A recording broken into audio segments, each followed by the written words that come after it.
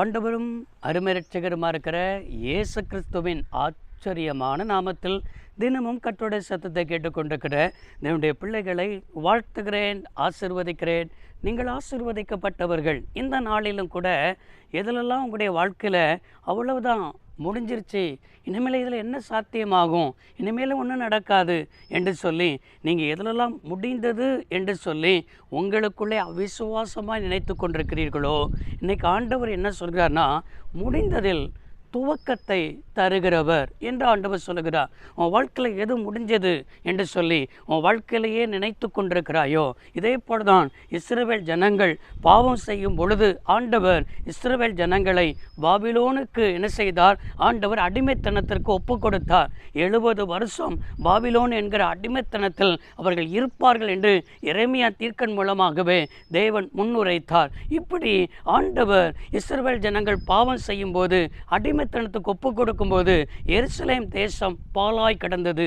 ஆனால் எசேக்கியேல் மூலமாய் ஆண்டவர் முன்னுரைக்கிற ஒரு வார்த்தை, எசேக்கியேல் தீர்க்கதரிசன புத்தகம் 36ஆம் அதிகாரம் 34வது வசனத்தை என்ன சொல்கிறார்? பாழாய் கிடந்ததற்கு பதிலாக பயிர் நிலங்களாய் மாறும் அப்படின்னு ஆண்டவர் சொல்லுகிறார். பயிரிடப்படும் என்று ஆண்டவர் சொல்லுகிறார். இதெல்லாம் பாழாய் கிடக்கிறது. எருசலேம் தேசம் என்ன செய்கிறது? பாழாய் கிடக்கிறது. எருசலேம் தேசத்தில் ஒன்றும் உதவாத நிலைமையில் அவ்வளவுதான், அந்த தேசத்தின் நிலைமை அவ்வளவுதான், அந்த தேசம் முடிந்து விட்டது என்று சொல்லி மற்ற சத்துருக்கள் பார்த்து சிரிக்கிறதை போல சத்துருக்கள் இன்னும் வேணும், இன்னும் அதிகமாக வேணும் என்று சொல்லி அந்த தேசம் பாழாய் போனது என்று நினைத்தார்கள்.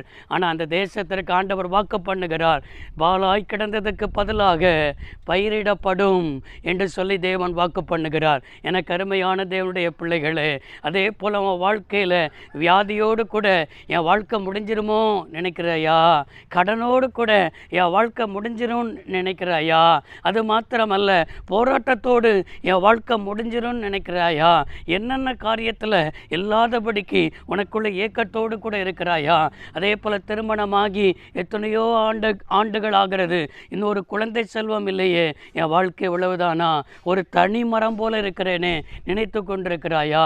நல்ல ஒரு வேலை வாய்ப்பு இல்லாதபடிக்கு உனக்குள்ளே புலம்பிக் கொண்டிருக்கிறாயா? எத்தனையோ எக்ஸாம் எழுதிட்டேன், எவ்வளவு முயற்சி பண்ணிட்டேன், நான் எடுக்காத முயற்சி இல்லை, நான் பண்ணாத முயற்சி இல்லை, ஆனாலும் என் வாழ்க்கை ஒரு பாழாய் கிடக்கிறதை போல தான் இருக்கிறது. என் வாழ்க்கையில் ஒரு ஆசீர்வாதம் இல்லை, ஒரு மேன்மை இல்லை.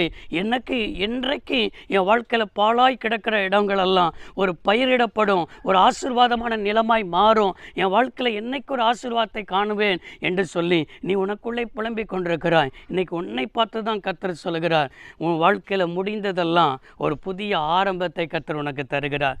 பிசாசானவன் புல் ஸ்டாப் வைப்பான், ஆனால் ஆண்டவர் எஸ்டா அதில் ஒரு புல் ஸ்டாப்பை வச்சுட்டார்னா என்ன தெரியுமா? அது தொடரும். இன்னைக்கு ஆண்டவர் அதை தான் செய்கிறார். நீ எப்போ புல் ஸ்டாப் வைக்கிறாயோ, பிசாசு உனக்கு எப்போ புல் ஸ்டாப் வைக்கிறானோ, ஆண்டவர் கூட ஒரு 2 புல் ஸ்டாப் ஆண்டவர் வச்சு ஒரு துவக்கத்தை, ஒரு புதிய ஆரம்பத்தை உனக்குள்ள ஆண்டவர் தந்து இன்றைக்கு அதை நீ காணப்போகிறாய். இன்றைக்கு அந்த ஆசீர்வாதத்தை உன் குடும்பம் காணப்போகிறது. இன்றைக்கு உன் கண்கள் அதை காணப்போகிறது. விசுவாசத்தோடு சொல்லுங்க பாப்போம், ஆண்டவரே சொல்லுங்க, வாயை திறந்து சொல்லுங்க, ஆண்டவரே என் வாழ்க்கையில் எதெல்லாம் முடிஞ்சதுன்னு நினைக்கிறேனோ அதெல்லாம் ஒரு புதிய ஆரம்பத்தை இன்றைக்கு எனக்கு ஆரம்பிக்க போகிறீர். நீங்கள் சொன்ன வார்த்தையின்படியே கர்த்தர் செய்வார். ஜெபமோமா. சர்வ வல்லமையுள்ள தெய்வமே, அன்பு தகப்பனே, இந்த வார்த்தையின்படியே முடிந்ததில் புதிய ஆரம்பத்தை நம்முடைய பிள்ளையுடைய வாழ்க்கையில் கர்த்தர் வைக்கிறதற்காக, துவக்குவதற்காக நன்றி செலுத்துகிறோம். அப்படியே செய்வீராக. இயேசு ரட்சக நாமத்தில் பிதாவே. கர்த்தர் ஆசீர்வதிப்பாராக. ஆமென்.